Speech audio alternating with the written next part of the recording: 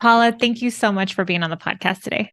I am thrilled to be here today. So, I like to start every interview by asking guests, as a kid, what did you want to be when you grew up? I wanted to be a veterinarian.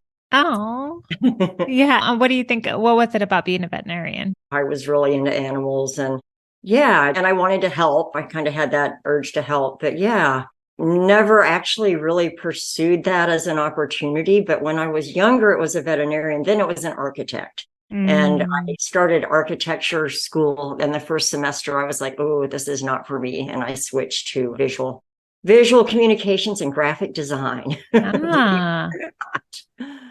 Oh, and tell us, Paula. So, for those who don't know you, do you mind sharing what you do today and how you think veterinarian and architect connects to that?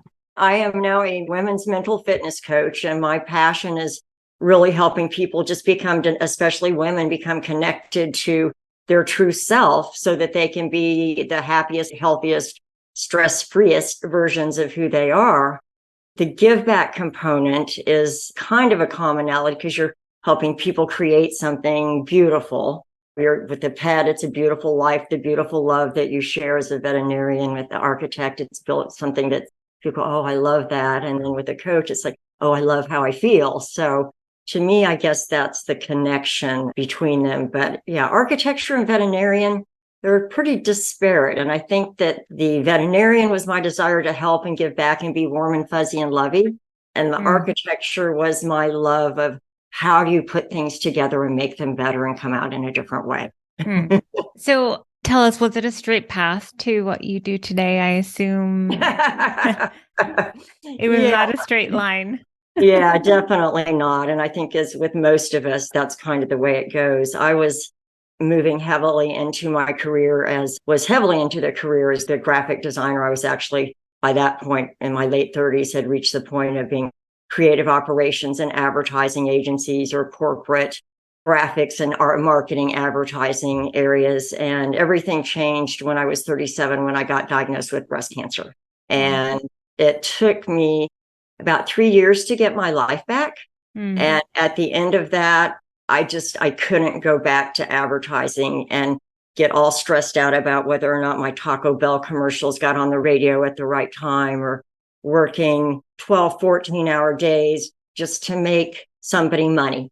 There was no heart connection with it anymore, and it felt awful.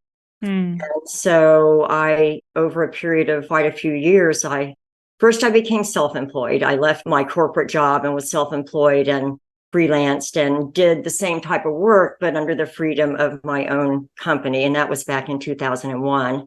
And then as I was recovering from cancer and becoming more engaged, I did a lot of volunteer work and got involved with helping people with cancer. That was when the desire to become a coach started to become through. I kept having these ideas, was building this folder of what I would do to support women who were recovering Mm. from breast cancer, because it pissed me off that it took me 3 years to get my life back.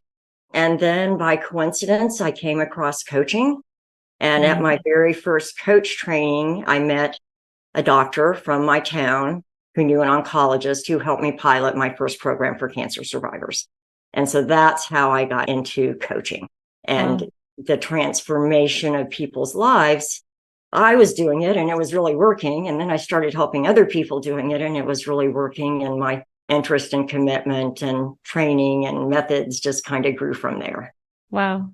So it sounds like the breast cancer diagnosis set you off in this completely different direction Yeah. and awakened you to something Yeah. deeper, a Yeah. deeper. It was self-reinvention on a intuition and spirit-driven level rather than a brain-driven level. And Hmm. that was something I had been kind of maybe unconsciously aware of in my life, but it really came to the forefront at that time. I started to learn to make choices of doing things because they felt right or because they were what I wanted or because they would Hmm. be happier or they enabled me to help people. And before, my life was basically spent doing what people told me to do, my job, my boss, my parents, my husband, or what I thought they wanted me to do, which was even more damaging because it was all made up. And I Hmm. didn't do it anymore after cancer. It really did on a very deep fundamental level change me, as it does with almost everybody who goes through cancer, no matter what the situation, circumstances, or outcome. it's a wake-up call. And I was so grateful to be in a position where I could actually learn from it myself and go in and then really make a good portion of my career out of helping other women do the same thing. It was just my heart. That was what I was meant to do at that time, for sure. And I just dove in and did it. And it was very successful for me. Oh, I love that. Well, I want to dig in a little more into the programs you were creating for women with the oncologist. So tell us more about that. What kind of things were you working on? Or what kind of programs were you creating for the women? What kind of coaching were you offering? Like, I know we've all had cancer, or not maybe personally, but affect us in some way, directly or indirectly. Absolutely. So what did you provide for these women? What did you learn through that experience? God, the first thing I learned is that I wasn't alone. Mm, And the fact that I was really struggling to get my life back, because at that point in time, bearing in mind this was 20 years ago, the oncology community's obligation to the patient ended when you're in remission, you're cured, or there's nothing we can mm, do for you. And mm, nowadays, there's so much stronger support for the transition. But what really called to me, I was doing a lot of volunteer work visiting newly diagnosed patients for the American Cancer Society. But what was really calling my name was that transition. So I created a series of workshops and a course, like a 6-week course. And I went to breast cancer centers and oncology healthcare professionals and said, hey, this is what I'm doing. I'd like to bring it to your people. And my first big offering was a 2-day workshop, totally focused on the transition from hearing that, okay, great, you're going to live, to, okay, so I need a whole new normal life, because nothing mm, was the same. For mm, virtually every survivor that I met or interacted with, what changed was they wanted to be a lot healthier really quickly because they didn't want the cancer to come back. They needed to rearrange their life so that it had meaning in it and that they got to focus on things that fed them and loved them, because they faced the fact that they could die. And hey, my time is limited. I'm committed to making the most of it. And then in almost everybody, a compelling urge to give back in some way. mm, And just step out of a cancer experience when you're not at your best at that point, especially back then, and to say, okay, well, I'm going to quit smoking, change my diet, start exercising, and reduce my stress. And I'm going to do it all tomorrow. And I'm never, ever going to not do it right again. That was the energy. And as you can imagine, I failed miserably at doing that. And so did everybody else. So the program was really focused on first normalizing what they were experiencing, mm, helping them understand that there was nothing wrong with them, that they weren't failing at recovering from cancer, that their best intentions were achievable, but not all at the same time in a short time, creating empathy for themselves, compassion, and then actually just teaching them coaching process of, well, what do I value the most?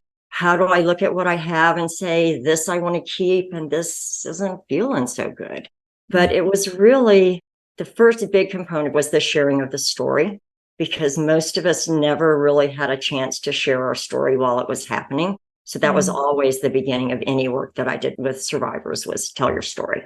Tell us mm, what you went through, and feel that we've all been there with you and we love you and we're here to support you. That was the big part of it. And then the second part of it is kind of expanding what's possible.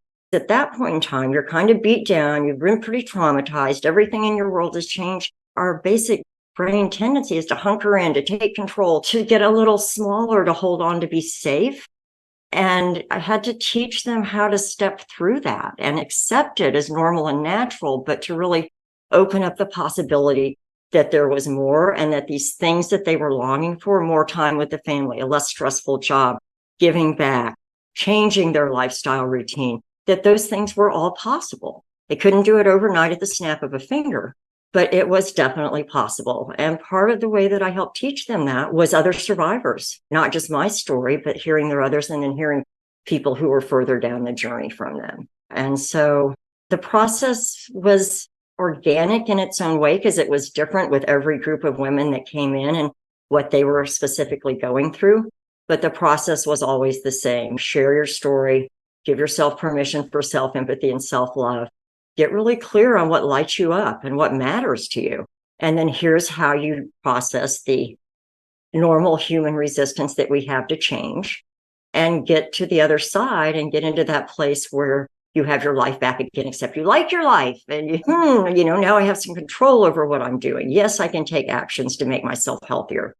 And I will comment, just as a little side note, underneath all of that is overcoming the fear of recurrence or the fear of what could happen in the future, especially for people who are recently ending treatment.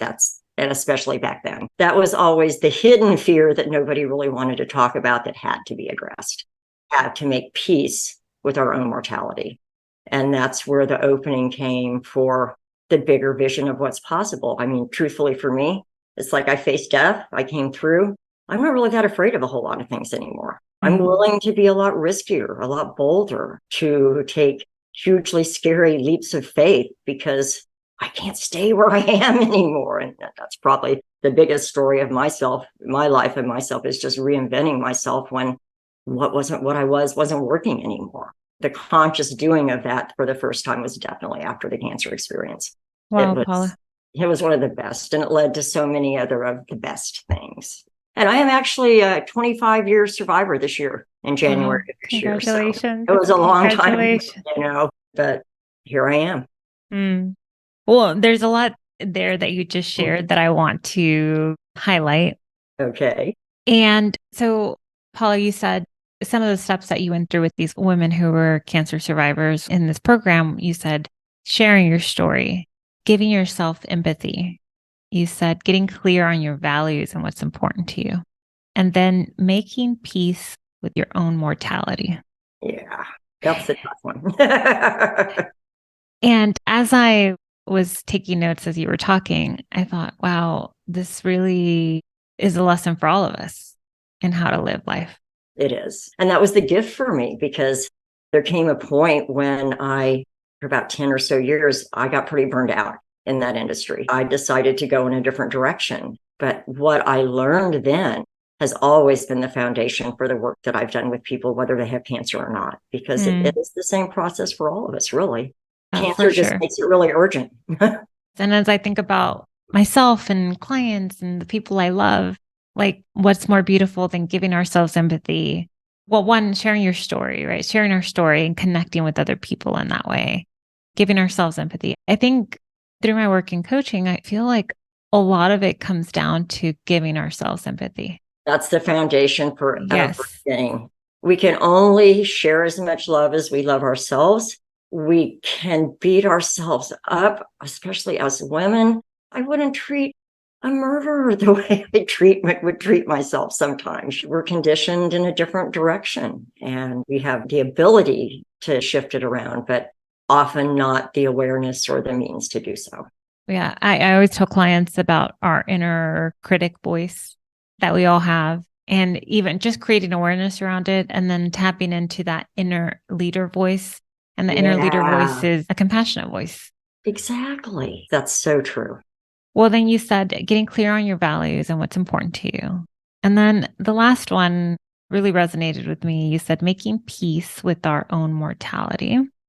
And even if we're not facing a cancer diagnosis, that's really true for all of us. Absolutely. I mean, there's a lot of humans fear the unknown worse than anything. And death is kind of the ultimate thing that we don't want to. I learned from myself and so many of the hundreds of patients that I worked with is that there's a freedom in it. And the freedom comes from taking back choice in your own life and starting to feel like you're driving your life instead of at the mercy of it, and being committed to knowing what lights you up and doing it and making it a priorities in your life. That applies to everybody, but that's how the fear goes away. We can't change it. Fearing it is worthless. What matters is the quality of the way that we're experiencing life now. That's what matters. And, I felt that. Yeah. I really felt that. Yeah. It's been a long journey for me to get there in a way that I really feel like I embody it a lot more than I used to. And there's always room to grow. I'll be growing until forever. But I will say that even though my diagnosis was really not life-threatening, I was diagnosed at stage 1. It was caught early. I had pretty aggressive surgery and chemo. Odds of me dying, they didn't say, okay, you better prepare to die or anything like that. But just hearing the word cancer, it creates that fear for all of us. Like you said, not only for the patient, but the people that love them, the people that are in their community. And it clears away a lot of stuff that you're carrying around that doesn't really matter. That's when the fear starts to go away, because you start to really only care and focus on what does matter. And then when you're focusing on and doing what does matter, you feel better and you're healthier and you're more motivated to take care of yourself. And so it's like I guess it's a spiral. You go in a circle, but you go up a level each time. And I've seen that happen with so many of my peers, my survivor peers, my clients, my fellow survivor leaders in the community. All of them, their lives changed pretty dramatically. And exactly the three ways that I said: they want to be healthier, they want to do what matters, and they want to give back. And I'm just in awe of some of the things that these women do that have made a difference for so many other people. Like you. Thank you. Yep, like me. Definitely. I'm really proud of that. It's one of the happy things of my life for sure. Well, as you were talking and you said there's so much freedom in that knowledge, it was almost like able to like take a deep breath, like that's almost like liberating. And how beautiful that must feel, right? To think through that and say, wow. And even as you were talking, I was going through scenarios in my head that I'm worried about currently or have been worried about. And if I were to place that thought in front of like the mortality piece, those things don't really matter. And as a coach, that's part of what we do is help people really see that bigger picture and address those deeply held, normal, natural fears that we all have. And even more importantly, as coaches, we let them see that there's other possibilities and how to get there. Here's to us. Paula, I want to dive into another piece of your work, which was, so I met you at a networking event that was put together by Lisa Ong, who's also been on the podcast, who's a huge connector here in the Dallas-Fort Worth area and nationally too, really. And what you were sharing was your work as a watercolor artist. So you introduce yourself as a coach and you also hold classes for watercolor painting. Oh, yeah. And that's always been kind of like, as I think about wanting to be a little more creative, I think I'd like watercolor. And I think I even mentioned maybe I could throw like a party for a group of friends or something. Tell us, how did you get into that? So it sounds like being a creative has always been part of your life. Always was creative. BFA in school, wouldn't have made it through high school without art classes. Worked as a graphic designer for many years. And like I said, moved up the ladder. But I really let go of the painting when I finished college. I was a mother. I was building a career. There was just a lot and it just slipped away. And in 2013, I went through a really significant, both emotional and physical health crisis that pretty much shut down. And 3 of the practitioners that I was working with within a 2-week period said, you need to find something that you really enjoy doing, that's only for you, that totally calms down your brain. Because part of what was happening to me was I've been diagnosed with PTSD. You need to do something that really quiets your mind and something that you will do consistently. And I just thought back to what I loved, and it was painting and watercolor painting, because I never really painted a lot of watercolor, but I loved it. So I went on Google and I found a teacher nearby and I loved her. And I went to 3-hour class on Thursday afternoons from 2014 until 2019. And we learned how to paint and created this style, that kind of loose graphic-y style that people love about my work, and really didn't believe that I could ever make money doing it or anything like that. But Lisa and her team inspired me to say, well, maybe I could. And so I just put together an event that I called Women, Wisdom, and Watercolor. And it is for women who have absolutely no artistic experience or skills. And we paint flowers. And what it really is a comparison of how the lessons of watercolor painting mirror the lessons of life.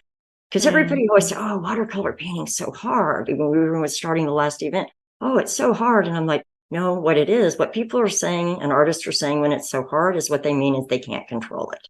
And what we're going to learn today is why not being able to control something is really wonderful and how it can really be great in your life.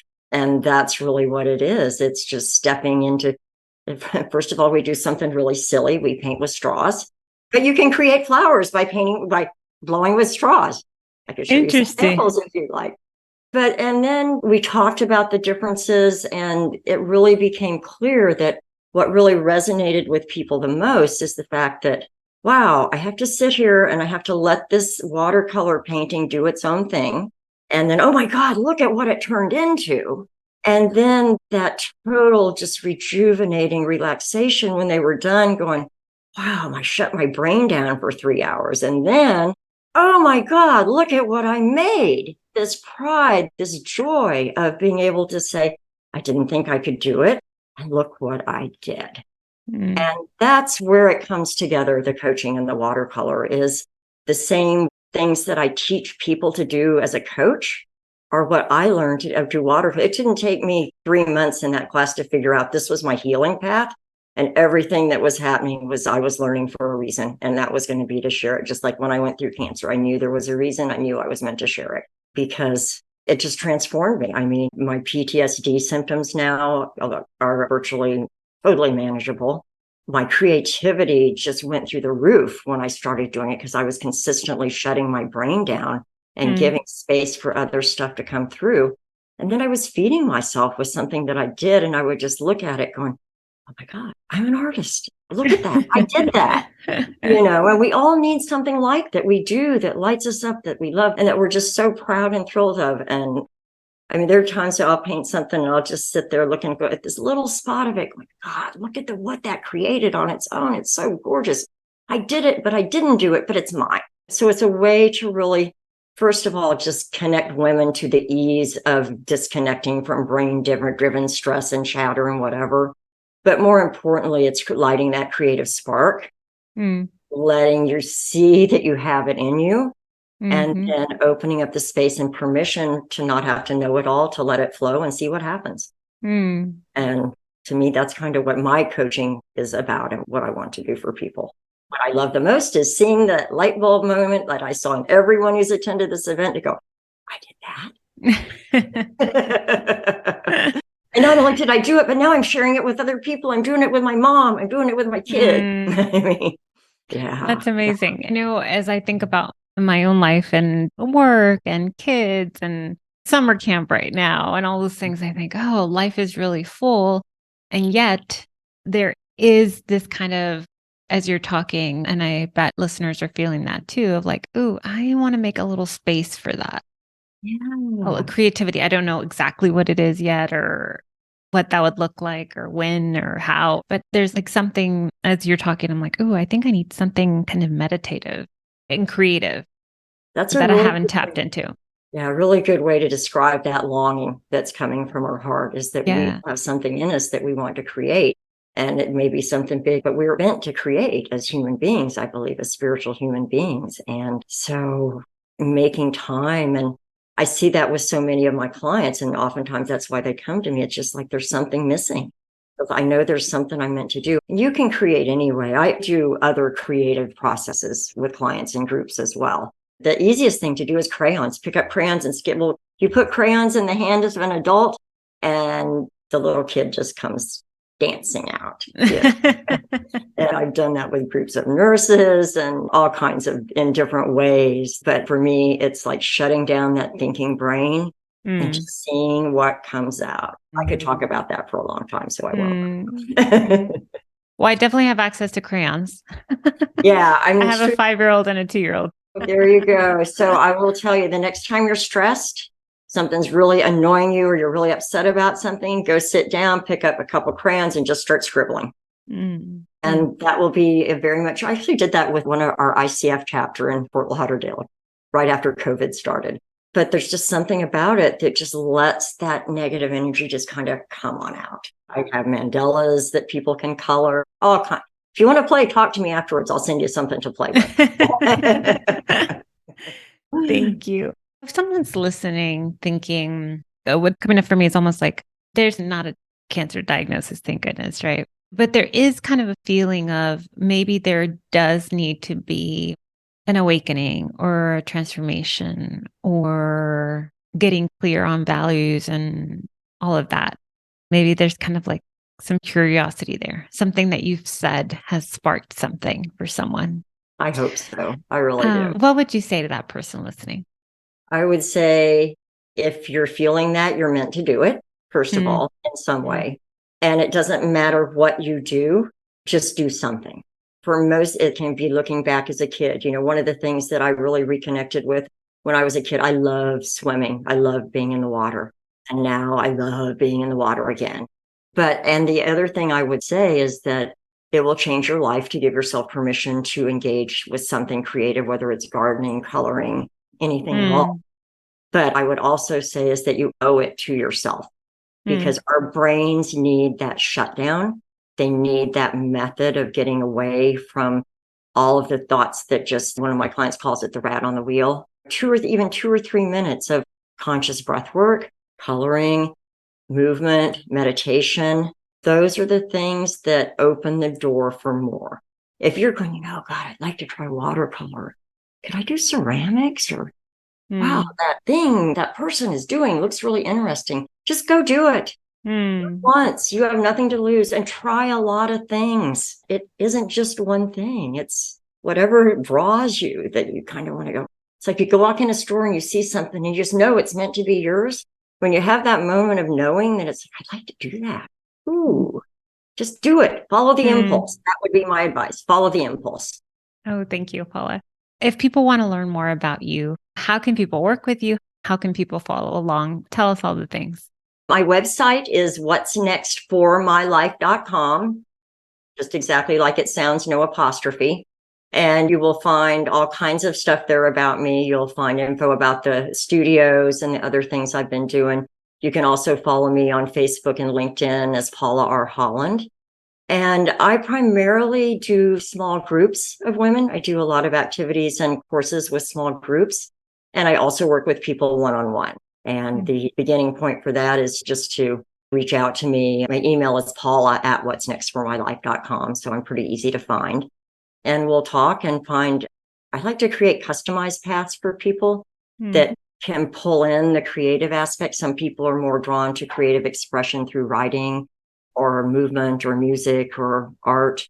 But I like to create custom programs for people that incorporate something like that resonates with them to start to bring that in. And so, yeah, what'snextformylife.com. And you're based out of the Dallas area. And I am. I do work with people all over the country and the world. Yes. And so you also offer virtual options. So whoever's listening can work with you virtually as well. Yes, absolutely. Awesome.